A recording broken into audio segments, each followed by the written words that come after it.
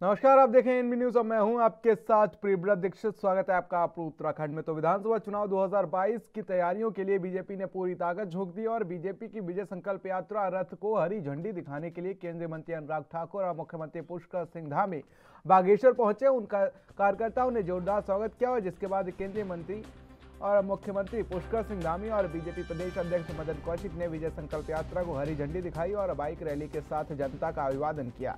साथ ही सीएम धामी ने जनसभा को संबोधित करते हुए कहा कि विजय संकल्प रैली में इस विशाल जन समुदाय को लेकर ये विश्वास हो गया है कि आप लोगों ने फिर से देवभूमि में कमल खिलाने का निर्णय कर लिया है और हमारी सरकार जो भी घोषणा करेगी उन्हें पूरा करेगी और धरातल पर उतारेगी।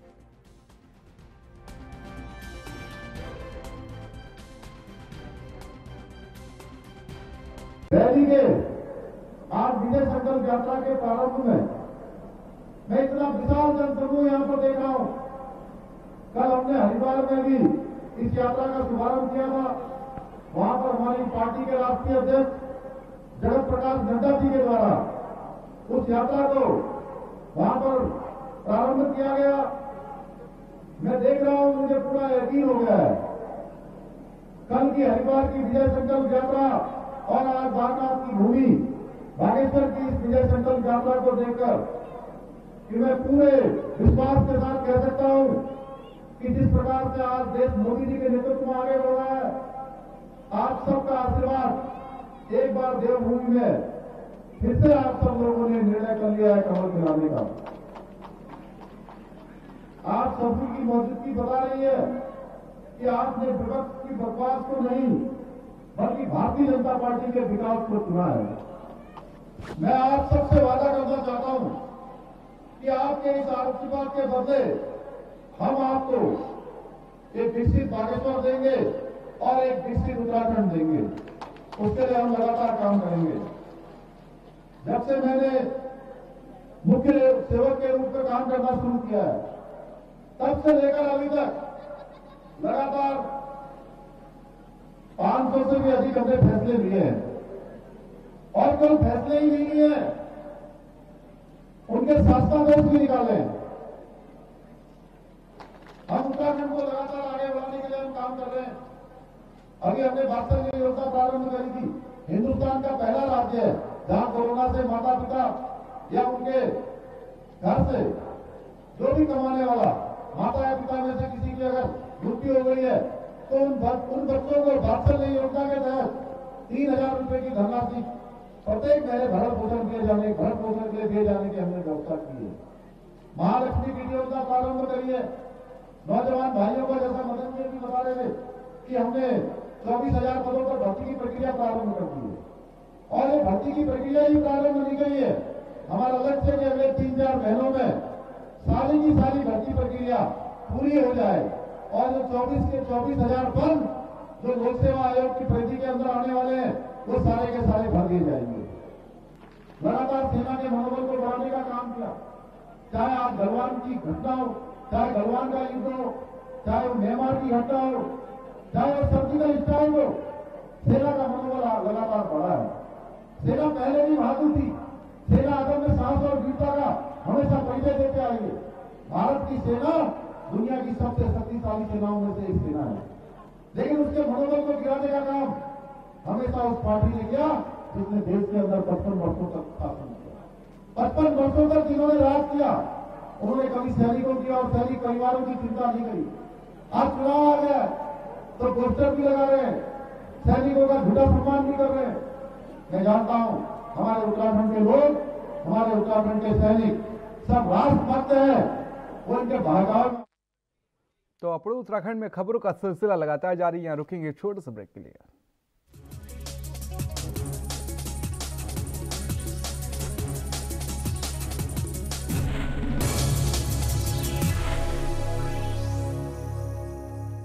उत्तराखंड में बढ़ रहे पलायन और बेरोजगारी की समस्या से निजात पाने के लिए राज्य सरकार द्वारा पंडित दीनदयाल उपाध्याय गृह आवास होम स्टे योजना संचालित की जा रही है।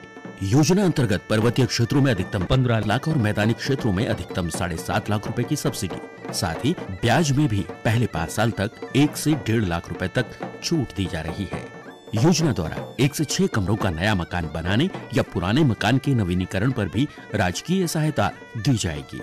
होम स्टे में रजिस्ट्रेशन कराने के बाद आप अपने घर को होम स्टे की तरह भी चला सकते हैं। होम स्टे योजना के फायदे 1000, देगी सब्सिडी सबको सरकार, अतिथियों का करें सत्कार, अब घर बैठे पाएं रोजगार। It's been lovely. It's like a second home. विस्तृत जानकारी के लिए अपने जिले के पर्यटन कार्यालय से संपर्क करें अथवा उत्तराखंड पर्यटन की वेबसाइट पर ऑनलाइन आवेदन करें।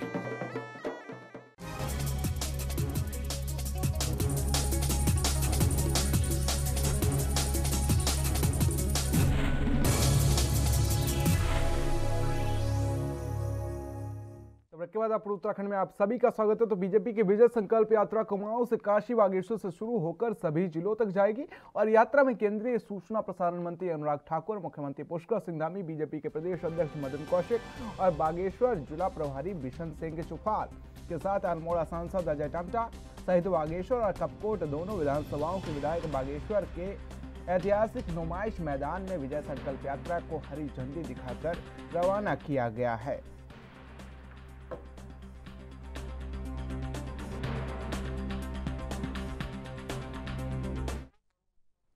तो हरिद्वार और बागेश्वर से शुरू हुई विजय संकल्प यात्रा का पूरे प्रदेश में भ्रमण होने के बाद 6 दिसंबर को खटीमा में समापन होगा और अब बीजेपी के प्रदेश मीडिया प्रभारी सुरेश जोशी ने बताया कि यात्रा को जनमानस का पूरा साथ मिल रहा है।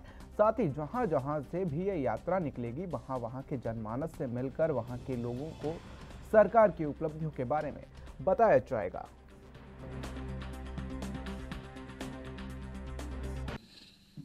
देखिए, विजय संकल्प यात्रा हमारी हरिद्वार और बागेश्वर 2 स्थानों से शुरू हुई है। हरिद्वार से राष्ट्रीय अध्यक्ष जी ने प्रारंभ किया, वो पूरे गढ़वाल मंडल में, और 6 तारीख को उत्तरकाशी में उसका समापन होगा। कुमाऊं मंडल बागेश्वर बागनाथ की धरती से हमने उसको प्रारंभ किया, अनुराग जी ने उसको आज उसका शुभारंभ किया है और खटीमा में उसका समापन होगा। हर विधानसभा में एक जो मुख्यालय हैं विधानसभाओं के, वहाँ बड़ी सभाएं होंगी, बाकी स्वागत समारोह, और जहाँ जहाँ से विजय संकल्प यात्रा गुजरेगी उन सभी स्थानों पे जो भी वहाँ लोग होंगे उनके साथ बातचीत हम लोग करेंगे। और मुख्य विजय संकल्प यात्रा में जो सरकार के द्वारा 5 वर्षों में इस प्रदेश के लिए विकास योजनाएं तैयार कर करके उनको पूरा किया गया है। इंफ्रास्ट्रक्चर तो वहीं उत्तराखंड के पूर्व सीएम हरीश रावत के ट्वीट के बाद से बीजेपी एक बार फिर से कांग्रेस पर हमलावर हो गई और बीजेपी के प्रदेश मीडिया प्रभारी सुरेश जोशी ने कांग्रेस पर निशाना साधते हुए कहा कि सत्ता में वापसी का सपना देख रही कांग्रेस धड़ों में बट रही है और आपस में ही बटी कांग्रेस पार्टी पर जनता विश्वास नहीं करेगी। ऐसे में साफ है कि कांग्रेस प्रदेश में शासन करने की स्थिति में बिल्कुल नहीं है।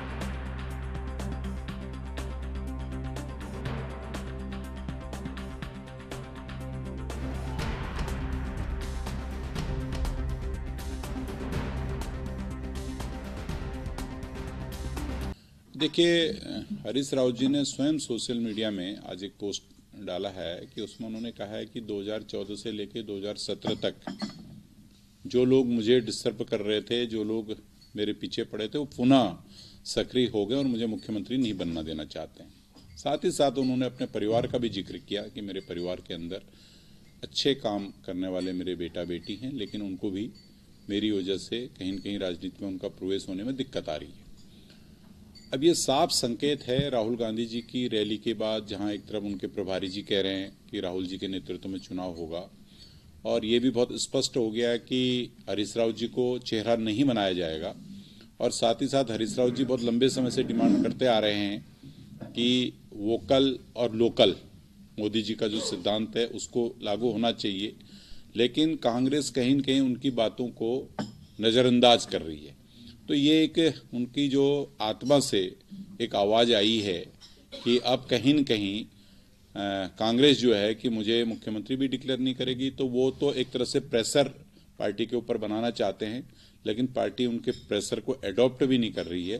तो इससे बहुत क्लियर ये हो गया है कि कांग्रेस के अंदर बहुत बड़ी गुटबाजी चरम पर फिर दोबारा पहुंच गई इस रैली के साथ। एक तरह जहां कार्यकर्ताओं में थोड़ा रैली को देख के उत्साह था, वहीं नेताओं में आपसी गुटबाजी चरम पर आ गई है।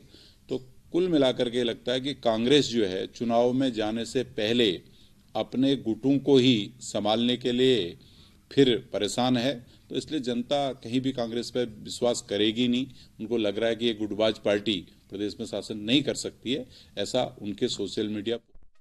तो वहीं रुद्रपुर से खबर है, जहां पर अंबेडकर पार्क में आयोजित महिलाओं के कार्यक्रम में महिला कांग्रेस की राष्ट्रीय अध्यक्ष नेटा डिसूजा ने बीजेपी सरकार पर जमकर कटाक्ष किया है और उन्होंने कहा कि महंगाई आज चरम सीमा पर है, महिलाओं को घर चलाना मुश्किल हो गया है और महिलाएं अपने आप को सुरक्षित महसूस नहीं कर पा रही हैं। बीजेपी ने झूठे वादे और जनता को गुमराह करके सत्ता काबिज की है, लेकिन इस देश की महिलाएं अब जागरूक हो रही हैं।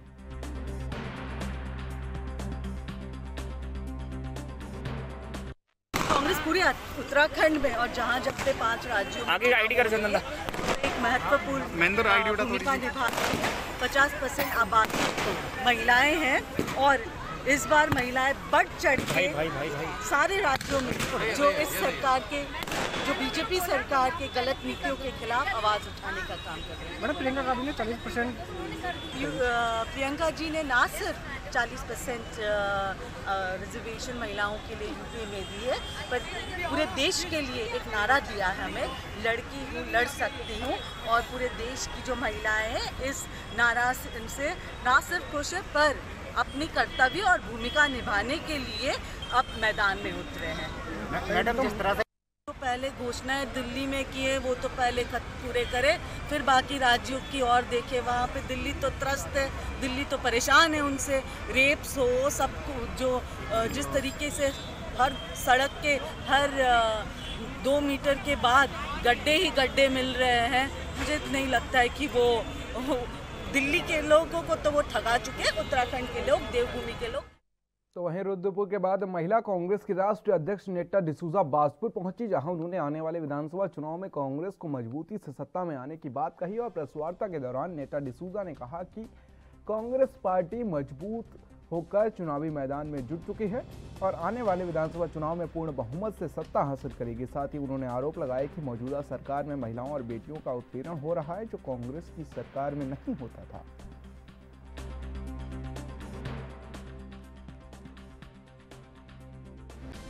पार्टी सिर्फ चुनाव के समय नहीं रहती है मैदान में। कांग्रेस पार्टी अपने जनता के और अपने लोगों के सेवा में, अगर वो सत्ता में रहे या नहीं रहे, तो हमेशा मैदान में रहती है, लोगों की हित की बात उठाते रहते हैं। कई पॉलिटिकल पार्टीज़ है जो सिर्फ और सिर्फ पॉलिटिकल टूरिज्म करने आते हैं, उसमें से कांग्रेस हमेशा लोगों के बीच रहती है। तो ये जो आपके जो प्रश्न है वो तो आपने पूरे 4.5-5 साल के दौरान, जब हम सत्ता में नहीं थे, तब भी लोगों के जो इश्यूज़ थे, कांग्रेस के हर कार्यकर्ता ने लोगों के और कांग्रेस के हर जो लीडर हैं उन्होंने हमें। फिलहाल वक्त एक छोटे से ब्रेक के बाद भी खबरों का सिलसिला लगातार जारी है।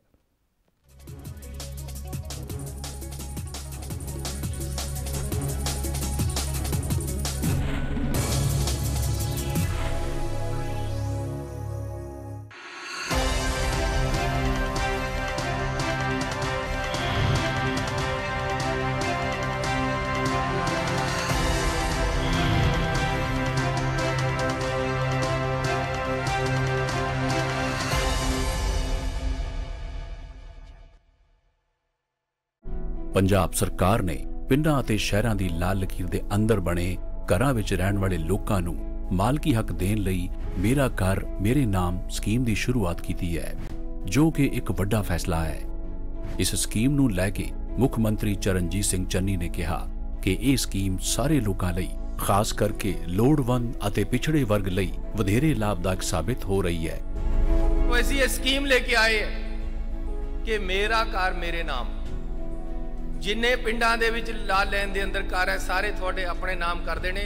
मेरा घर मेरे नाम लाल लैन दे अंदर दे जिन्ने मकान है उन्होंने ड्रोन दे नाल नक्शे बना के जिथे जिथे तुसी काबज हो ਉਹ ਕਬਜ਼ੇ ਦੇ ਆਧਾਰ ਤੇ ਅਸੀਂ ਤੁਹਾਡੇ ਨਾਮ ਤੇ ਰਜਿਸਟਰੀਆਂ ਕਰਨੀਆਂ ਸ਼ੁਰੂ ਕਰਤੀਆਂ। ਕੋਈ ਪੈਸਾ ਤੁਹਾਡਾ ਨਹੀਂ ਲੱਗਣਾ, ਸਾਰਾ ਸਰਕਾਰ ਵੱਲੋਂ ਤੁਹਾਨੂੰ ਸਨਦਾਂ ਬਣਾ ਕੇ ਅਸੀਂ ਦੇਣੀ ਹੈ। ਦਰਅਸਲ ਇਹ ਸਕੀਮ ਪਹਿਲਾਂ ਸਿਰਫ ਪਿੰਡਾਂ ਵਿੱਚ ਰਹਿਣ ਵਾਲੇ ਲੋਕਾਂ ਲਈ ਹੀ ਸ਼ੁਰੂ ਕੀਤੀ ਗਈ ਸੀ, ਪਰ ਹੁਣ ਇਸ ਸਕੀਮ ਨੂੰ ਲਾਲ ਲਕੀਰ ਖੇਤਰ ਵਿੱਚ ਪੈਂਦੇ ਸ਼ਹਿਰਾਂ ਦੇ ਯੋਗ ਵਸਨੀਕਾਂ ਤੱਕ ਵਧਾਇਆ ਗਿਆ ਹੈ।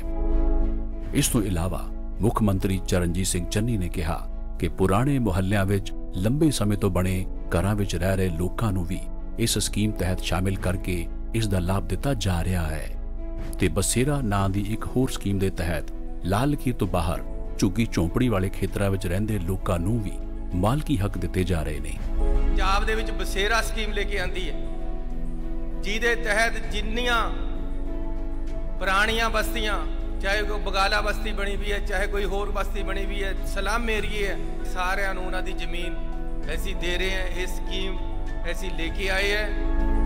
ਜ਼ਿਕਰਯੋਗ ਹੈ ਕਿ ਮੁੱਖ ਮੰਤਰੀ ਖੁਦ ਵੀ ਕਈ ਵਾਰ ਆਪਣੇ ਸੰਘਰਸ਼ ਦੇ ਦਿਨਾਂ ਦੀ ਚਰਚਾ ਕਰ ਚੁੱਕੇ ਨੇ ਤੇ ਇਸੇ ਦਾ ਨਤੀਜਾ ਹੈ ਕਿ ਉਹ ਗਰੀਬ ਤੇ ਬੇਸਹਾਰਾ ਲੋਕਾਂ ਦੀ ਮਦਦ ਲਈ ਹਮੇਸ਼ਾ ਤਤਪਰ ਰਹਿੰਦੇ ਨੇ।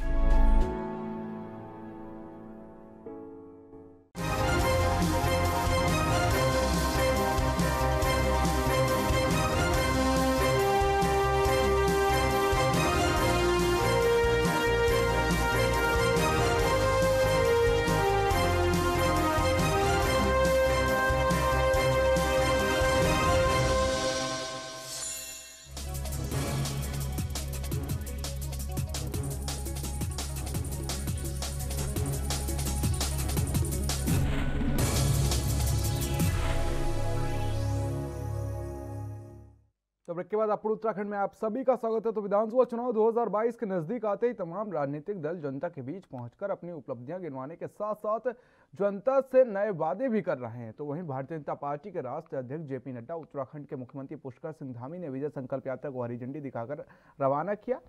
तो वहीं आम आदमी पार्टी के नेता ने बीजेपी पर निशाना साधते हुए कहा कि बीजेपी की विजय संकल्प यात्रा पूरी तरह से विफल साबित हुई है, क्योंकि बीजेपी की इस विजय संकल्प यात्रा में गिनती के कुछ लोग ही शामिल हुए हैं। उन्होंने कहा कि उत्तराखंड की जनता बदलाव चाहती है, आने वाले विधानसभा चुनाव में आम आदमी पार्टी को अपने बीच में लाना चाहती है।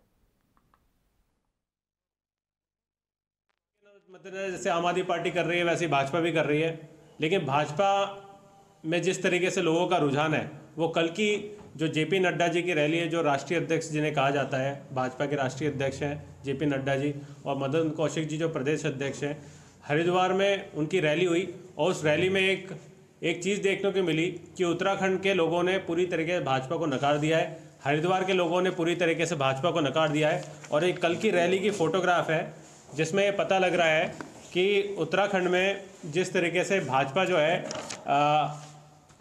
लगातार लोगों के ऊपर भ्रष्टाचार में पूरी तरीके लिप्त हो। देखिए, अभी आपको हमारे प्रभारी जी ने बताया, तिल तोड़ने की बात कही, जनता के अंदर विश्वास खत्म हो गया है बीजेपी कांग्रेस से। अभी राष्ट्रीय अध्यक्ष आए थे, हमारे प्रभारी जी ने बताया, परवीन जी ने, कि आधे रास्ते से उतर के गए। क्यों उतर के गए?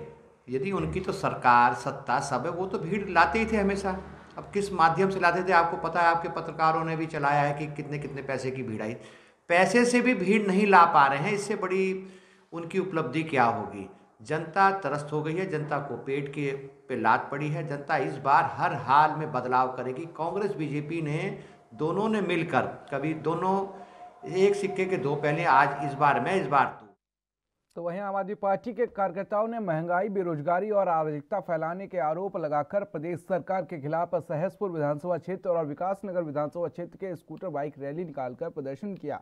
तो वहीं आपको बता दें कि आम आदमी पार्टी के कार्यकर्ताओं ने प्रदेश सरकार के खिलाफ जमकर नारेबाजी भी की है। और आम आदमी पार्टी के प्रभारी प्रवीण बंसल ने कहा कि प्रदेश में महंगाई, महिला अपराध, भ्रष्टाचार, बेरोजगारी चरम पर पहुंच चुकी है और बीजेपी की सरकार पहले तो अपने नाकामियों को छुपाने के लिए मुख्यमंत्रियों को बदलती रही है। अब चुनाव सिर पर है तो बीजेपी के छोटे से बड़े लेकर सब नेता झूठ बोलते और शिलान्यास और लोकार्पण कर रहे हैं। यही नहीं, जनता से झूठे वादे कर रहे हैं, और लेकिन जनता अब बीजेपी का झूठ बर्दाश्त नहीं करेगी।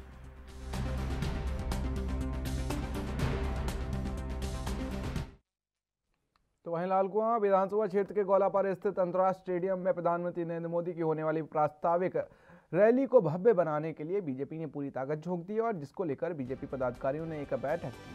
तो वहीं आपको बता दें कि बीजेपी पदाधिकारी ने रैली में 1 लाख से अधिक भीड़ जुटाने का लक्ष्य बनाया हुआ है।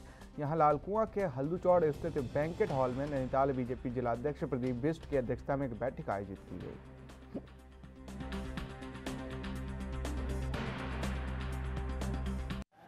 भारत के यशस्वी प्रधानमंत्री, विश्व के नंबर 1 नेता आदरणीय नरेंद्र मोदी जी हम सब लोगों के बीच में आ रहे हैं। संभावित 30 तारीख को गोलापार इंटरनेशनल स्टेडियम में वो हम सब उत्तराखंड वासियों को और विशेषकर हम सब लोगों को अपना मार्गदर्शन देंगे। इस उत्तराखंड की जनता के बीच में अपना संवाद करेंगे। हम उनका स्वागत करते हैं, उनका अभिनंदन करते हैं और हम सब लोगों के लिए बड़ा सौभाग्य का विषय है कि आदरणीय नरेंद्र मोदी जी लंबे समय से हम सोचते थे कब हमारे ज़िले में आएंगे। नैनीताल ज़िले में आ रहे हैं, इसी विधानसभा क्षेत्र गोलापार में आ रहे हैं। इसलिए जहां कार्यकर्ताओं में उत्साह है वहीं जनता में भारी उत्साह है। जनता लगातार पूछ रही है कि कब नरेंद्र मोदी जी आएंगे, उनका कार्यक्रम क्या है, कितनी दूर है, कैसे पहुँचेंगे। तो ये सब देखकर लगता है वास्तविकता में जो नरेंद्र मोदी जी की लोकप्रियता है और जो उत्तराखंड की जनता है वो मोदी जी के साथ है। उसी की तैयारी बैठक के लिए हम यहाँ पर योजना बनाने के लिए बैठे हैं। बड़ी संख्या में कार्यकर्ता हैं, कार्यकर्ताओं में भारी उत्साह है, क्षेत्र में भारी उत्साह है। मुझे लगता है कि यह ऐतिहासिक सभा नैनीताल जिले में होने जा रही है। प्रधानमंत्री नरेंद्र मोदी जी का अपने आप में एक बहुत बड़ा नाम है। उनके नाम से ही लोग हम जो तैयारी कर रहे हैं वो 1 लाख की भीड़ को मान करके चल रहे हैं, लेकिन हम ये भी व्यवस्था कर रहे हैं कि भीड़ बढ़ेगी, 1 लाख से ज़्यादा लोग आएंगे, उनकी व्यवस्था भी हमें बना कर रखनी होगी। क्योंकि हर मामले में नरेंद्र मोदी चूँकि देश के नहीं इस दुनिया के नेता बन गए हैं, हर आदमी की इच्छा है उनसे उनके विचार सुने, उनकी बातों को सुने। वो देश को इतनी आसानी से कैसे चला रहे हैं, इतनी साधारण रहन सहन के बाद, ये सब भी देखने की एक बहुत बड़ी बात होगी। बैठक में क्या क्या दिशा निर्देश दिए जा रहे हैं पदाधिकारियों दायित्व? बैठक में ये भारतीय जनता पार्टी का संगठन है। भारतीय जनता पार्टी संगठन शुरू से ही उसी हिसाब से चलता है और आज तो आधुनिक समय है। आधुनिक समय में हमारा संगठन भी बहुत आधुनिक हो गया है और हर आदमी की एक जिम्मेदारी दी जाती है जिससे कि किसी तरह की अव्यवस्था ना हो। जो आपने देखा होगा आदरणीय मोदी साहब की रैली में 5-5, 7-7, 10-10 लाख लोग आते हैं, लेकिन किसी तरह की अव्यवस्था नहीं होती है।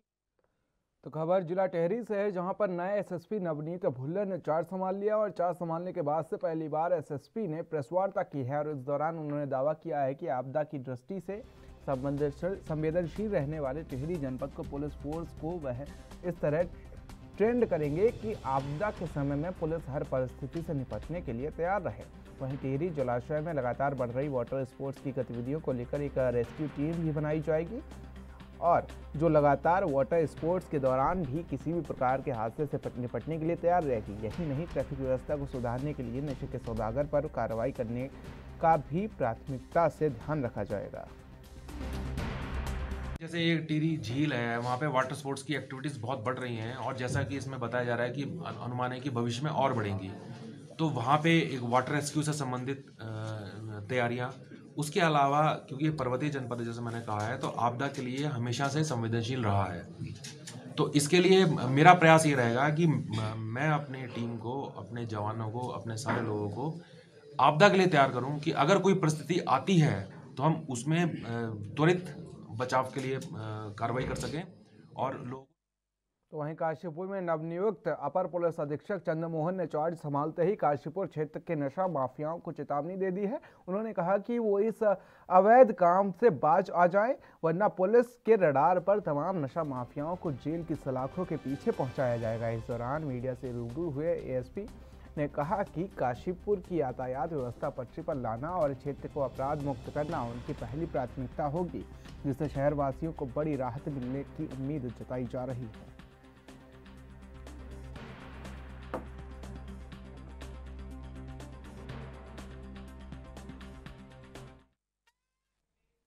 तो अपने उत्तराखंड में मेरे साथ इतना ही। देश और दुनिया की अहम खबरों के लिए बने रहिए एनबी न्यूज़ के साथ। नमस्कार।